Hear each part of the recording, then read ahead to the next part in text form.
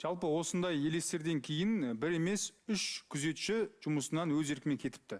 Бірінің сұхбатына назар аудардыңыздар, енді екінші бір күзетші бар екен. Экранға шығарайықшы. Мен өзім осы корпуста болғанмын. Қазбек ана корпуста. Бірақ мен түн кейде сояққа түсіп қалған күні, бірақ ішіне кіруге өз басым қорқадым. Елеңіз дейсің бір өзім.